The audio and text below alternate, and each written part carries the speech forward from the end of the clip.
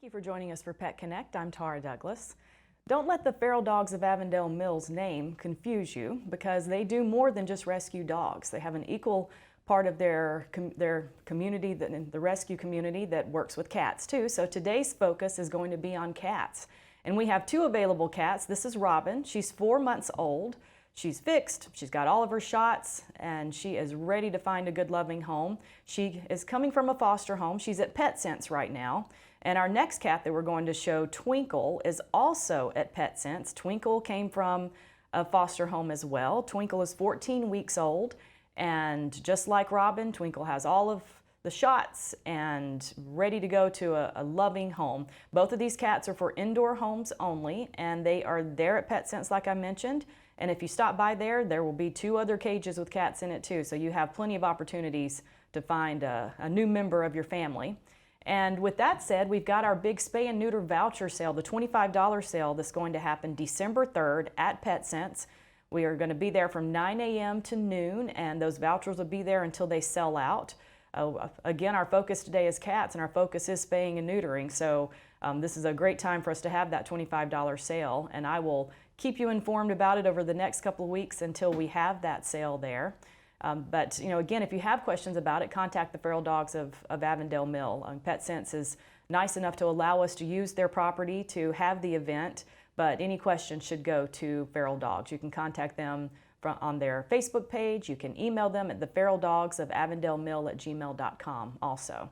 And today's guest is a representative from Feral Dogs of Avondale Mill. We have Mitzi Smith here with us today. Mitzi, thank you so much for coming on the show again. Thank you for having me. It's always good to talk to you because you are so active in this rescue community.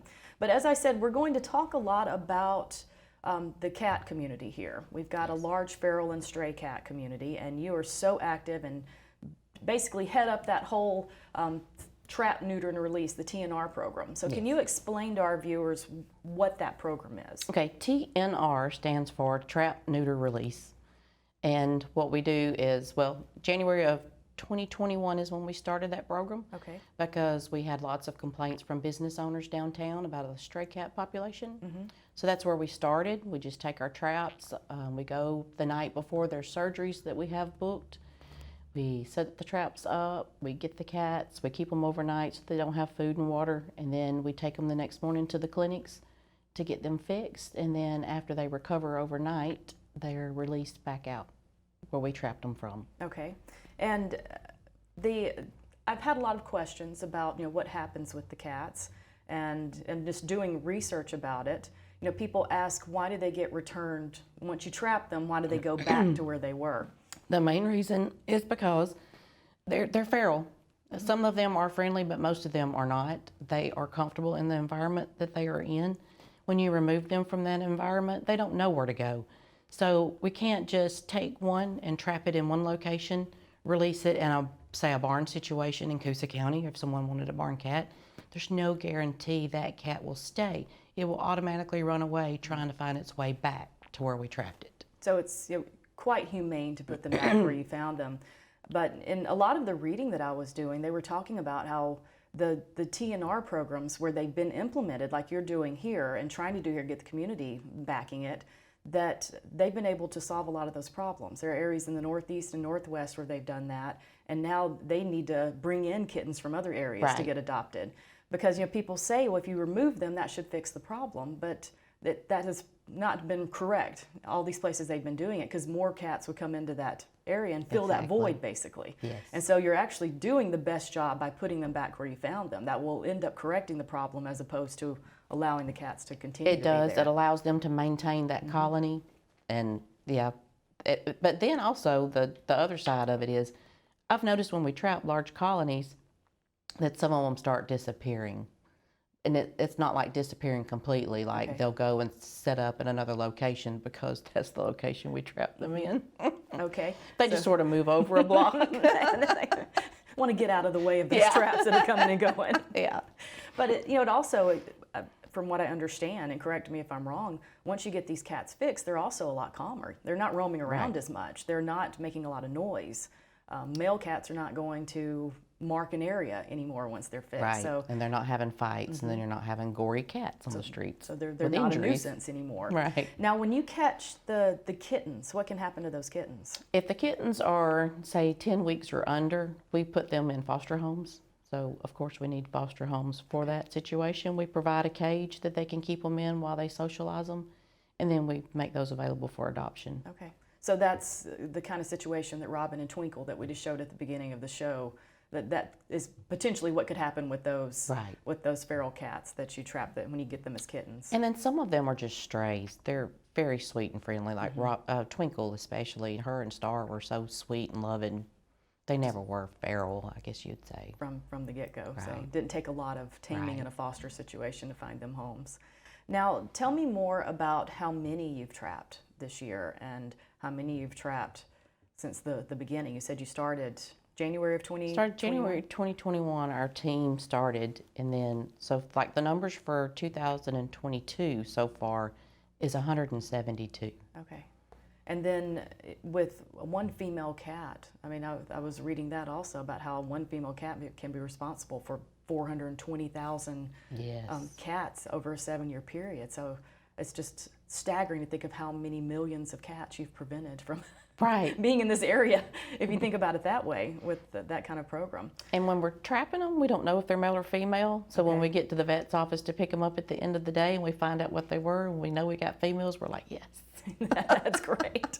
So what is that process? You know, you said that you trap them, you take them in, get them fixed.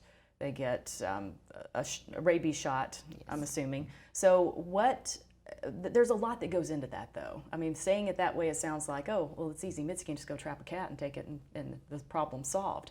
But you've got to have people in line to help you. You've got to have funds. You've got to have the fosters, like you said. So kind of walk us through that. What happens with that cat? So basically, we need help sitting out the night before or the afternoon before trapping. We need help getting them to the clinics the next morning. We need help getting them picked up from the clinics. And then if we're in an area that we know there are kittens there, we need someone set up already, Okay. ready to go. So if we do catch those kittens, we can immediately take them to that foster home. Okay. And then each surgery costs anywhere between $40 to $79. Okay. So we need funds. Yes. And so now, how old are they typically before you can take them to surgery? Because you said those kittens have to have a foster situation set up. 12 weeks or older. Okay. And so, the younger ones need to have the fosters. And you've got great fosters in your system, you just need more. Right. And Feral Dogs provides everything for the foster situation? We do. Good. So it's just a matter of you providing the space and the love and your time to clean up after and take care of the cats. But money-wise, Feral Dogs raises that money. Right. Now, what kind of opportunities are there to donate, to donate money or even supplies? They can donate money, they can donate supplies. We need always cat litter, cat food, wet and dry cat food. Donations can be dropped off at Pet Sense, at Mutt Cuts, Okay. at the Sylacauga Animal Shelter. You can go on our Facebook page and donate directly onto the Facebook page. We have PayPal, we have Venmo. We try to make it easy for everyone to donate. Okay. Now the cats, we have some local vets that help. You also have transports to Alabama Spay and Neuter. How do we know which cats have been fixed? Are they tipping the ears, or what are they doing? Explain that Yes, process to us. they do the surgery, they do the rabies shot, they give them flea, tick meds, Okay. and they tip their ear. Okay. Which is just a small little section off the tip of one ear, making it a blunt cut so that you know if you trap it again that it's already been fixed and you can release it without taking it to the vet. That makes it so easy. So you're not Yes. transporting cats for nothing. For 'Cause then nothing. they'll move over another block just to stay away from from that area again. Yeah. They'll keep spreading out. Usually they won't go in a trap twice. They're a little smarter than that. Yeah. Now, you have different areas of town where you've been called in to help, and where they're, like you said, downtown, around the hospital. You've got some other areas. But, again, I have a lot of people ask me or tell me about a stray or feral cat they have at their house, or a cat colony they have nearby. What can people do to help the situation? What do we need from the community, basically, to help you help this situation. It's basically, if you need our help, we also need your help. So even if it's just if I drop traps off at their house or they get traps from us, they can sit and watch them for us. They can let us know when something is in it. If they can get them to the vet appointment the next day, that's a tremendous help in picking them up. So, sometimes we work with people and they basically do the work. Okay. And I just go in and pay the bill. Okay.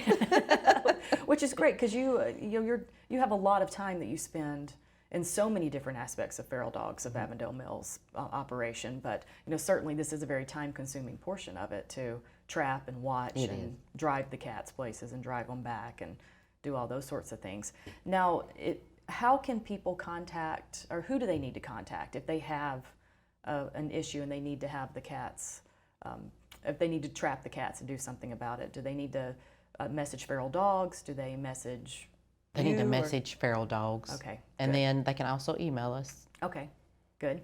And then from there you can get them the traps, get them and explain to them how to do it and help them. So that's the key thing. So we need help from the community. That's right. And if we're going to get this problem fixed, then people need to help you help them. Because it's not a matter of just it's magic. Just go and pick up the cat and the problem's gone. Right. Now, anything else that we need to discuss with the TNR program in general? Basically, just want people to understand that we have to return the cats. We have nowhere for them to go otherwise, because a lot of people that contact us don't even want to talk to us if we're not going to remove them. And I try to explain to people, we are not exterminators. I've got to put them back out if you want our help. Absolutely. And like we said, that the euthanasia side of things, where communities have tried to do that people are asking to happen, that doesn't work. No. So what you're doing is what works, and you may have a cat near your property for a short period of time, but this eventually will end because you're keeping them from having more kittens. And cats are my passion, I guess you'd say, more so than the dogs are. I'm not going to go trap a cat just to have it put down. Don't ask me, Absolutely. I can't, my heart can't do it. Yeah, because you wouldn't want to do that, but also it doesn't work. So there's just no point even trying to go that route. Yeah, don't go there. Don't go there. So, also tell me what needs to happen. Somebody has the cats there. If they're feeding the cats and they're not trapping them or not asking for help, then that's certainly not fixing the problem either. Right. So, it's just adding to our problem. Okay. So of course we want people to have that compassion and want these cats to be okay, but we've got to stop the litters from coming. Sorry, we've got to stop that process happening. Okay. So and who better to lead that up than you, because you do love cats and you do such a good job, and I can't tell you how much that you've done for the community and how much people appreciate what you do, even if sometimes you feel like it's an ongoing fight. But they, it's amazing to think of how many cats that you've saved. And you also work a lot with the dog side. Cats are your passion, but I see you lots of times helping with the dog side of Feral Dogs as well. When I have time. Absolutely. And you somehow create time. I'm not sure what your magic skills are of creating more time where you can do the things you do, but we appreciate what you do with the cats. And again, if we can get more help, definitely need it. Need fosters.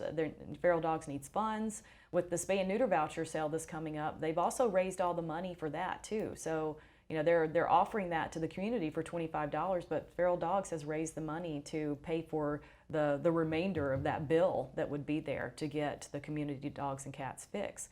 So when you have a chance, please get out and support Feral Dogs of Avondale Mill. Hop on their Facebook page so that you can see anything that's going on. They need help with transports. They need help with paying for these transports. And if we can work together as a community, we can definitely help solve this problem we have here of the overpopulation of dogs and cats. Again, thank you so much for joining us today on the show.